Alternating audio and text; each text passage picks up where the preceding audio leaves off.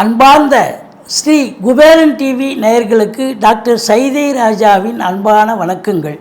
நாம் இப்பொழுது இந்த எபிசோடில் தமிழ் மாத ராசி பலன், அதாவது கடைசி மாதம் பங்குனி மாத ராசி பலன்களை நாம் சொல்ல இருக்கிறோம். வாக்கிய பஞ்சாங்க அடிப்படையில் கிரகங்கள் 12 ராசிகளுக்கும் எப்பேற்பட்ட பலன்களை வழங்கப் போகிறது என்பதை ஒவ்வொரு ராசியாக பார்க்கலாம். வாங்க கிரக நிலைகளை பார்ப்போம். இந்த பங்குனி மாதம் 1ஆம் தேதி மேஷத்தில் குரு பகவான், சந்திர பகவான் இருக்கிறார்கள். கன்னியில் கேது பகவானும், மகரத்தில் செவ்வாய் பகவானும், கும்பத்தில் சனி பகவானும், மீனத்தில் சூரியன், புதன், ராகு பகவானும் அமர்ந்திருக்கிறார்கள். இது அன்றைய கிரக நிலைகள். மாறுதல்கள் என்பது உட்பட்டது. அப்போ செவ்வாய் பகவான் பார்த்திங்கன்னா முதல் 2 வாரம் மகரத்தில் இருக்கிறார். அடுத்த 2 வாரம் கும்பம் சென்று பலன்களை தர இருக்கிறார். அதுபோல் சுக்கிர பகவான் முதல் 2 வாரம் கும்பத்திலையும் கடைசி 2 வாரம் மீனத்திலையும் இருந்து சஞ்சாரம் செய்து பலன்களை தர இருக்கிறார். இதில் சந்திர பகவான் பொறுத்தவரையிலையும் ஒவ்வொரு ராசிக்கு 2.25 நாள் இருந்து இப்போது ஆரம்பத்தில் மேஷத்தில் இருந்தாலும் கடைசியில் பார்த்திங்கன்னா ரிஷபம் வரை, அதாவது 12 ராசியை கடந்து மறுபடியும் ரிஷபம் பலனை தர இருக்கிறார். இதில் புத பகவானை பற்றி நம்ம ஸ்பெசிஃபிக்காக சொல்ல வேண்டிய ஒரு விஷயம் என்னன்னா, புத பகவான் வக்ர கதியில் இருக்கிறார். ஏற்கனவே அங்கே நீச்ச நிலை, இப்போ வக்ர நிலையில் இருக்கிறார் சொன்னால் அப்போ உச்சம் பெற்ற பலனை தரக்கூடிய ஒரு நிலையில் புத பகவான் இருக்கிறார் என்பது குறிப்பிடத்தக்கது. இந்த பங்குனி மாதத்தில் 2 விசேஷமான ஒரு நாள் அப்படின்னு பார்த்தீங்கன்னா, பங்குனி 11 பௌர்ணமி திதி வருகிறது. அதுபோல் பங்குனி 26 அமாவாசை திதி வருகிறது. இந்த 2 நாளும் ரொம்ப முக்கியமான நாட்கள். விருச்சிக ராசி அன்பர்களுக்கு வணக்கம். விருச்சிக ராசி காலபுருஷனுக்கு 8வது ராசி. செவ்வாய் பகவான் ஆட்சி பெறும் வீடு. அதாவது இதில் என்னென்ன நட்சத்திரங்கள் இருக்குது அப்படின்னு பார்த்தீங்கன்னா, விசாகம் 4ஆம் பாதம், அனுஷம், கேட்டை நட்சத்திரம் உள்ளடக்கியது. இந்த ராசிநாதன் செவ்வாய் பகவான் இந்த பங்குனி மாதம் ஆரம்பத்தில் முதல் 15 நாள் உச்ச நிலையில் மகரத்தில் இருக்கிறார். அதாவது 3ஆம் இடம் முயற்சி ஸ்தானத்தில். அடுத்தது பார்த்திங்கன்னு சொன்னால் 4ஆம் இடம் அடுத்த 15 நாள் கும்பம் சென்று விடுகிறார். இப்போ ராசிநாதன் நல்ல நிலையில் இருக்கிறது மிக மிக சிறப்பு.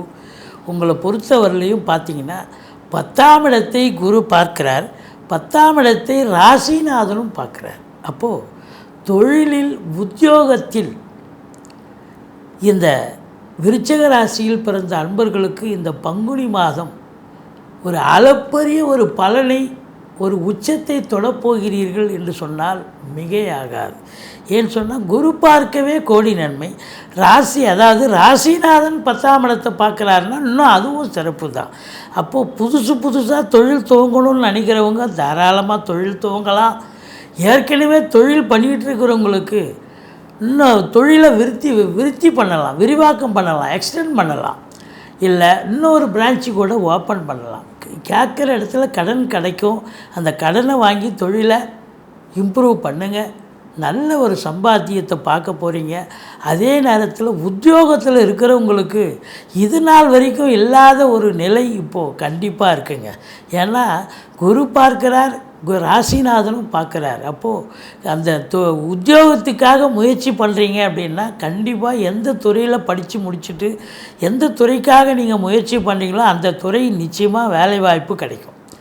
ஏற்கனவே வேலைவாய்ப்பு அரசு உத்தியோகத்தில் இருக்கிறவங்களுக்கு சலுகைகள் அனைத்தும் கிடைக்கும். ட்ரான்ஸ்ஃபர், ப்ரமோஷன், இன்க்ரிமெண்ட், மேலதிகாரியுடைய ஆதரவு, சக ஊழியர்களுடைய கூட்டு முயற்சி எல்லாமே சிறப்பாக இருக்கக்கூடிய ஒரு காலகட்டம் உங்களை பொறுத்தவரையிலையும் சாதிக்க போகிறீங்க. அதுலேயும் குறிப்பாக உங்களுக்கு இந்த ஃப்ளாட் ப்ரமோட்டர்ஸ், பில்டர்ஸ், கட்டிட கலைஞர்கள், இடம் வாங்கி விற்கக்கூடிய அன்பர்கள், செங்கல், மணல், ஜல்லி, ஹார்ட்வேர்ஸ் போன்ற பிரிவில் பணிபுரிபவர்கள், விவசாயம் சார்ந்த துறையில் பணிபுரிபவர்கள், விவசாயத்தில் கூட இப்போ இன்றைக்கி மேன் பவர் இல்லாத போயிடுச்சு, எல்லாம் மிஷின் பவராக இருக்குது. அப்போ அதையும் இயக்கக்கூடியவர்களுக்கு ஒரு அற்புதமான காலகட்டம் அப்படின்னு சொல்லலாம். அதுலேயும் குறிப்பாக பார்த்தீங்கன்னு சொன்னால் இந்த 2ஆம் இடத்தை குரு பார்க்குறதால இந்த ராசியில் பிறந்த அன்பர்களுக்கு, இந்த விருச்சிக ராசியில் பிறந்த அன்பர்களுக்கு வாக்கினை தொழிலாக கொண்டு செயல்படுவார்கள் இல்லையா? வழக்கறிஞர்கள், ஆசிரியர்கள், பேராசிரியர்கள், இலக்கியவாதிகள், சொற்பொழிவாளர்கள், மற்றபடி ஜோதிட அறிஞர்கள், இவங்க எல்லோருக்குமே இந்த மாதம் ஒரு பெரிய உச்சநிலையை அடைவீர்கள். ஒரு அற்புதமான, அதாவது உங்களுடைய ஒரு சொல் வெல்லும்னு சொல்கிற மாதிரி உங்களுக்கு நீங்கள் எப்படி இருந்தனா இப்படி ஆயிட்டுன்ற அளவுக்கு நீங்கள் பெரிய லெவலில் ரீச் ஆக முடியும் அப்படின்ற ஒரு நிலை நிச்சயமாக இருக்குது. இந்த விருச்சிக ராசியில் பிறந்தவர்களுக்கு ஒரு யோகமான ஒரு மாதம் என்றே சொல்லலாம். தொழில் ரீதியாக, உத்தியோக ரீதியாக நீங்கள் எதிர்பார்த்ததை விட மிக மிக சந்தோஷமாக இருக்கப் போகிறீர்கள், சாதிக்கப் போகிறீர்கள், செயல்பட போகிறீர்கள். குடும்பத்தில் சுப நிகழ்ச்சிகள் நடத்துவார்கள். வெளியார் சுப நிகழ்ச்சிகளுக்கு சென்றுவிட்டு வர முடியும்.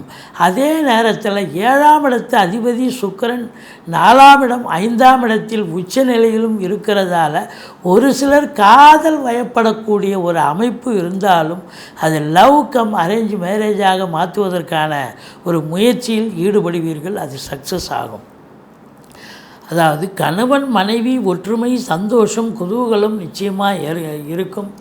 பணம் பல வகையில் பையை நிரப்பும். ஃபைனான்ஸையே தொழிலாக செய்யக்கூடியவர்களுக்கு ரொம்ப சிறப்பான ஒரு காலகட்டம். கொடுக்கல் வாங்கல் ரொம்ப அற்புதமாக செய்யலாம். குடும்பத்தில் நண்பர்கள், உறவினர்கள் வருகையால் வீடே கலகட்டம், சந்தோஷமாக இருக்கக்கூடிய ஒரு அமைப்பு. இளைய சகோதரர்களால் ஆதரவு உண்டு. எடுக்கின்ற எந்த முயற்சியாக இருந்தாலும் அது பெரிய வெற்றியை தேடித்தரும்.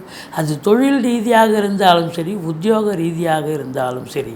இந்த விருச்சிக ராசியில் பிறந்தவர்கள் வீடு கட்டணும், மனை வாங்கணும், தோட்டம் வாங்கணும், ஃப்ளாட் வாங்கணும், எந்த ஒரு முனைப்போடு இருக்கிறீர்களோ, எந்த அபிலாஷை இருக்கிறதோ அந்த அபிலாஷை நிறைவேறும். ஒரு சிலர் 2 வீலரை விற்றுட்டு 4 வீலர் வாங்கணும், இல்லை 4 வீலரே புதுசாக வாங்கணும்னு நினைக்கிறவங்களும் தாராளமாக வாங்கலாம். அற்புதமான ஒரு மாதம், சாதிக்கக்கூடிய ஒரு மாதம். ஆனால் ஒரே ஒரு மைனஸ் என்ன அப்படின்னாக்கா, அந்த 4ஆம் இடத்துல சனி பகவான் இருக்கிறார். அர்த்தாஷ்டம சனின்னு சொல்லக்கூடிய ஒரு அமைப்பு. சங்கடம் தீர்க்கும் சனி பகவானை மங்களம் பொங்க மனம் வைத்தருள்வாய், சச்சரவின்றி சனீஸ்வர தேவை இச்சகம் வாழ்க இன்னருள் தாத்தா. இந்த சுலோகத்தை சொல்லுங்கள். சனிக்கிழமை தோறும் எள்ளெண்ணெய் தீபம் விட்டு வாருங்கள். தலைக்கு வருது, தலைப்பாயிட போகும். ஏன்னா ஒரு 50 வயசுக்கு மேலே இருக்கிறவங்களுக்கு தேக ஆரோக்கியம் குறைவு ஏற்படும். ஒரு நேரம் இருக்கிற உடம்பு ஒரு நேரம் ஒத்துழைக்காது. அதனால் ஓரளவுக்கு நீங்கள் இந்த தேக பயிற்சி அல்லது நீங்கள் இந்த டயட் கண்ட்ரோல் இதெல்லாம் சரியாக இருந்து நீங்கள் ஒரு 50-60 வயசுக்கு மேலே இருக்கிறவங்க இருந்தீங்கன்னு சொன்னால் ஓரளவுக்கு அது நீங்கள் சரியாக இதில் தொழில் ரீதியாக, உத்தியோக ரீதியாக எந்த ஒரு சலனம் இல்லாமல் சிறப்பாக செயலாற்ற முடியும் அப்படின்னு சொல்கிறோம். மற்றபடி 5ஆம் இடத்துல சுக்கிரன் உச்சநிலையில் இருக்கார், ராகு பகவான் இருக்கார், சூரிய பகவானும் இருக்காருங்க. உங்களை பொறுத்த வரலையும் பார்த்தீங்கன்னா ராகுவோடு எந்த ஒரு கிரகம் சேர்ந்தாலும் ராகுக்கு தான் அங்கே மவுஸ் அதிகம். அதனால் இருந்தாலும் உங்கள் பிள்ளைகளுக்கு இடர்பாடுகள் வரும், பிள்ளைகளுக்கு ஏதாவது பிரச்சனைகள் வரும், பூர்வீக சொத்தில் ஏதாவது தொந்தரவுகள் இருக்கும். அதனால் கொஞ்சம் குலதெய்வ வழிபாடு பண்ணுங்கள். குலதெய்வ வழிபாடு உங்களை கண்டிப்பாக காக்கக்கூடிய ஒரு நிலை இருக்கிறது. 6இல் குரு ஊரில் பகைன்னு சொல்லுவாங்க. இருந்த போதிலும் எதிரிகள் ஓடி ஒளிவார்கள். கடல் சுமை படிப்படியாக குறையும். கோர்ட்டில் கேஸ் எதாக இருந்தால் சாதகமாக தீர்ப்பு வரும். மற்றபடி சொந்த தொழில் செய்யக்கூடிய அன்பர்களுக்கு நம்பிக்கைக்கு பாத்திரமான பணியாளர்கள் கிடைப்பார்கள்.